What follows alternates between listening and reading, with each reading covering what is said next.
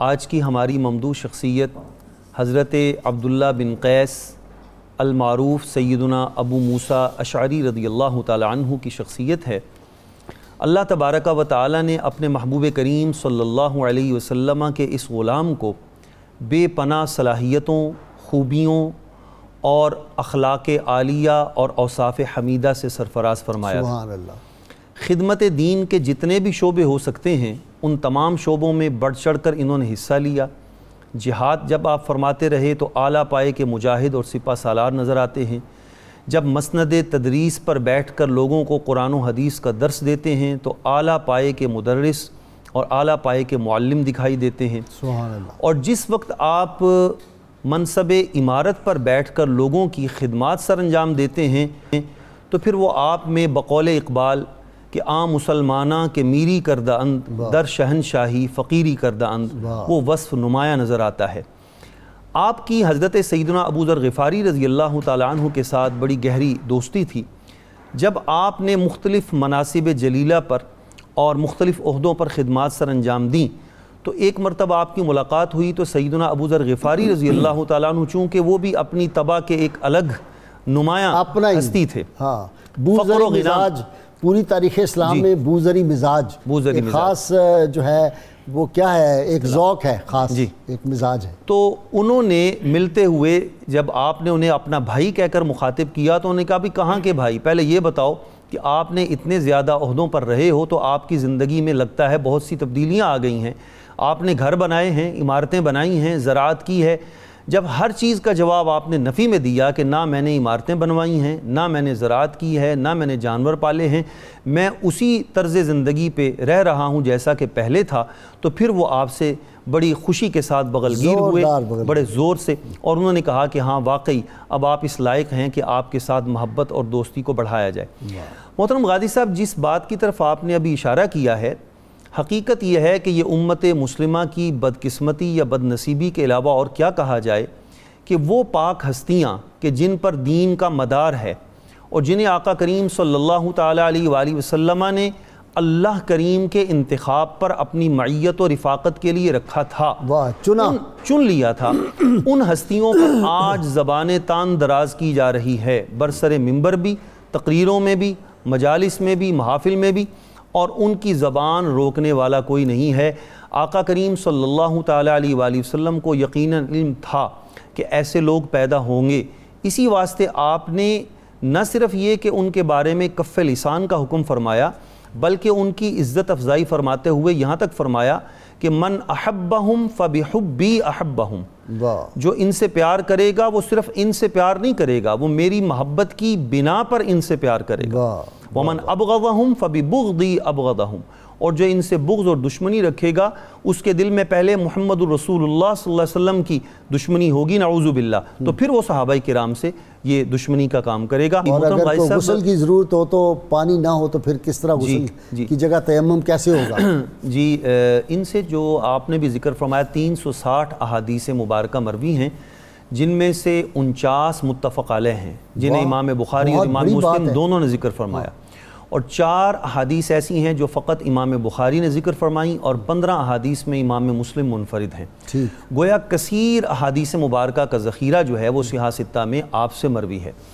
اور اس میں ایک پہلو غازی صاحب بڑا قابل غور ہے کہ آپ سے جو احادیث مبارکہ مروی ہیں ان میں سے اکثر کا تعلق جو ہے وہ احکام شریعت کے ساتھ ہے، بالکل صحیح بات، جو شرعی احکام ہیں وہ آپ سے مروی روایات ہیں۔ ان میں سے میں 1-2 روایت آپ کے سامنے رکھنا چاہتا ہوں۔ آقا کریم صلی اللہ تعالیٰ علیہ وآلہ وسلم کا معمول مبارک یہ تھا، یہ متفق علیہ حدیث پاک ہے، کہ آپ جب کسی بھی صحابی کو کسی کام کے لیے روانہ فرماتے تو حضرت ابو موسیٰ اشعری فرماتے ہیں کہ سرکار انہیں یہ ہدایت فرماتے کہ بشروا ولا تنفروا ویسروا ولا تعسروا، اے میرے صحابہ جہاں تم جا رہے ہو وہاں تم نے لوگوں کو دین کا پیغام ایسے دینا ہے کہ دین کو قریب کرنے کے لیے لوگوں کو بشارت سنانی ہے، ڈرانا نہیں، انہیں ڈرانا اس طرح نہیں ہے کہ وہ دین سے نفرت کرنے لگے، انہیں دین کے قریب لانا ہے، اور جو دین میں آسانی ہے، یسر کا پہلو ہے، وہ لوگوں کے سامنے رکھنا ہے۔ آج کل بہت سے لوگ اپنا علمی تفوق جمانے کے لیے اور لوگوں کے سامنے اپنا قد کاٹ بڑا ظاہر کرنے کے لیے دین کا مشکل سے مشکل ترین مسئلہ پیش کرتے ہیں، حالانکہ حدیث پاک میں اور الفاظ بھی وہ جو بندہ سن کے اسی سمجھ سے پرے پرے ہوں۔ جی، حالانکہ حدیث پاک میں ہے کہ آقا کریم صلی اللہ تعالیٰ علیہ وآلہ وسلم کو جب بھی دو کاموں میں اختیار دیا گیا تو آپ نے ہمیشہ آسان ترین کو پسند فرمایا، اور قرآن مجید میں بھی ہے یرید اللہ بکم اليسر ولا یرید بکم العسر۔ اور اسی طرح غازی صاحب جب آپ کا وقت وصال آتا ہے تو روایت میں آتا ہے کہ آپ کے پہلو میں آپ کی زوجہ پاک موجود ہیں اور وہ رونا شروع کر دیتی ہیں۔ آپ کو جو ہی تھوڑا سا افاقہ ہوتا ہے تو آپ فرماتے ہیں کہ تمہیں معلوم نہیں، میں نے تمہیں پہلے بھی بتایا ہے کہ آقا کریم صلی اللہ تعالیٰ علیہ وآلہ وسلم نے ارشاد فرمایا انا بریء ممن حلق وسلق وخرق،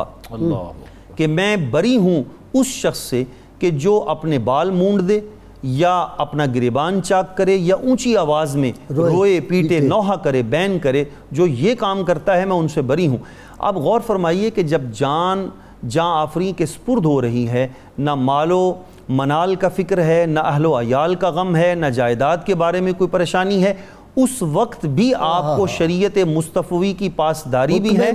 اور آقا کریم صلی اللہ علیہ وسلم کا حکم مبارک اور تعلیم امت کا اس وقت بھی جذبہ آپ میں موجزن ہے کہ آپ جاتے جاتے بھی امت کو سبق سکھا رہے ہیں۔ غازی صاحب یہ نسبت کی بات چل رہی تھی تو ایک آیت مبارکہ میں بھی اس میں سنانا چاہ رہا ہوں۔ اللہ تبارک و تعالیٰ نے ایمان والوں کو خطاب کرتے ہوئے فرمایا یا ایھا الذین آمنوا لا تحلوا شعائر اللہ ولا الشہر الحرام ولا الہدی ولا القلائد۔ اس میں اللہ تبارک و تعالیٰ نے بے حرمتی سے بچنے کا حکم دیتے ہوئے فرمایا کہ ایمان والو تم حرمت والے مہینوں کی بے حرمتی سے بچو، اسی طرح ان جانوروں کو کہ جو اللہ کے نام پر قربان کرنے کے لیے لے جائے جا رہے ہیں ان کو ہدی کہا جاتا ہے، ان کی بھی تم بے حرمتی نہ کرو۔ اور غازی صاحب بڑے مزے کی بات قرآن نے کہی وللقلائد، ان جانوروں کے گلے میں جو چمڑے کے پٹے ڈالے گئے ہیں ان کی بھی تعظیم کرو۔ اللہ اب سوچنے کی بات یہ ہے کہ جانور تو منسوب ہوا اللہ کے نام کی طرف، اللہ کے نام سے منسوب ہوا تو اس کی تعظیم ضروری ہے، چمڑا تو ایک بے جان چیز ہے، لیکن چونکہ جانور اللہ کی طرف منسوب ہے اور چمڑا اس جانور کی طرف منسوب ہے تو قرآن کی نص آ گئی اور اللہ تبارک و تعالیٰ نے قیامت تک کے لیے ایمان والوں کو حکم دے دیا کہ جو چیز ہماری طرف منسوب ہو جائے، چاہے وہ جانور ہو چاہے وہ بے جان چمڑا ہی کیوں نہ ہو، اس کی بھی تعظیم لازم ہے، اس کی بھی بے حرمتی۔ آثار انبیاء، آثار صحابہ، آثار اولیاء، یہی میں عرض کرنے لگا تھا کہ اگر بے جان چمڑے کی اتنی تعظیم اتنی شان ہے جو قرآن بیان کر رہا ہے تو جن چیزوں کی نسبت اللہ کے نبیوں کے ساتھ ہو جائے گی پھر ان کی شان کا عالم کیا ہوگا۔ اب سمجھ آئی ہے کہ آپ صلی اللہ علیہ وسلم کی چادر مبارک کا کونا بھگو کے امہات المومنین، اور یہاں پر بھی ایک واقعہ حضرت ابو موسیٰ اشعری کا بھی موجود ہے کہ حضرت ابو موسیٰ اشعری رضی اللہ تعالیٰ عنہ موجود ہیں، ایک بدو آتا ہے آقا کریم صلی اللہ علیہ وسلم کی بارگاہ میں اور کسی شے کا مطالبہ کرتا ہے تو سرکار اس کو بشارت عطا فرماتے ہیں اپنی نگاہ کرم سے، لیکن وہ بات کو سمجھ نہیں پاتا تو وہ کہتا ہے جی کہ مجھے بشارت نہیں چاہیے، مجھے وہ چاہیے جو میں مانگ رہا ہوں۔ تو سرکار اس کے اس انداز کو پسند نہیں فرماتے اور متوجہ ہوتے ہیں حضرت بلال اور حضرت ابو موسیٰ اشعری کی طرف اور فرماتے ہیں کہ تم بشارت کو قبول کرو، یہ حدیث پاک کا مفہوم ہے۔ عرض کی حضور بسر و چشم قبول کرتے ہیں۔ آقا کریم صلی اللہ علیہ وسلم نے پانی مبارک منگوایا، اس میں اپنا لعاب دہن مبارک شامل فرمایا، وضو فرمایا اور لعاب دہن مبارک شامل فرمایا اور فرمایا اس کو پی بھی لو، چہرے پہ بھی ملو اور سینے پہ بھی ملو۔ اور ام المومنین اور جو ہی سرکار کی یہ چشم کرم دیکھی تو پردے کے پیچھے ام المومنین حضرت ام سلمہ رضی اللہ تعالی عنہا بھی موجود تھیں۔ میرا حصہ کتے ہے تو انہوں نے عرض کی، انہوں نے فرمایا کہ بیٹا اپنی اماں جان کے لیے بھی کچھ حصہ رکھ لینا۔ سبحان اللہ۔ تو یہ آپ اندازہ لگائیے کہ ہمارا سارا دین نسبتوں کے فیض سے ہے۔ ایک شعر خوبصورت آپ کو سناؤں۔ جی جی۔ گل پھینکے ہیں اوروں کی طرف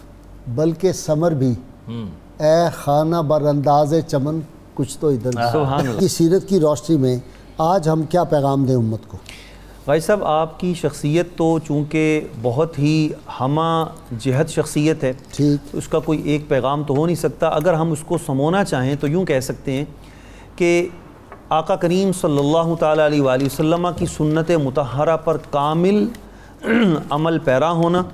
اور آپ کے ساتھ حد سے زیادہ عشق کرنا اور آپ کے لائے ہوئے دین کو پھیلانے کے لیے ہر ممکن کوشش کرنا، یہ از حد ضروری ہے۔ اسی سے امت مسلمہ نجات پا سکتی ہے۔ اللہ تبارک و تعالی ہمیں اس کی توفیق عطا فرمائے۔ اور ایک حدیث پاک میں ضرور بتانا چاہوں گا جو آپ سے مروی ہے۔ آپ نے فرمایا کہ آقا کریم صلی اللہ علیہ وسلم کا ارشاد مبارک ہے اشفعوا الی لتؤجروا ولیقض اللہ علی لسان نبیہ ما شاء۔ میرے پاس تم لوگوں کی سفارش لایا کرو، تمہیں اس پر اجر ملے گا، اور فیصلہ تو وہی ہوگا جو اللہ کریم اپنے نبی کی زبان پہ جاری فرمائے گا۔ اس میں دو باتیں ہیں، ایک تو لوگوں کو شفاعت حسنہ کی تاکید فرمائی کہ اچھے کام کے لیے سفارش کرو، اور دوسرا فرما دیا کہ صرف تمہاری سفارش سے بات نہیں بنے گی، فیصلہ وہی ہوگا جو اللہ کا اور اللہ کے محبوب کا فیصلہ ہوگا۔ تو سفارش جو آج ایک بہت بڑا ناسور بن چکا ہے، اس میں اگر انسان اس فرمان رسول صلی اللہ علیہ وسلم کو پیش نظر رکھے تو اس میں اچھے کاموں کی سفارش ضرور کرنی چاہیے، لیکن بری سفارش سے، ناجائز سفارش سے اور اپنے عہدے کا ناجائز استعمال کرنے سے محفوظ رہنا چاہیے۔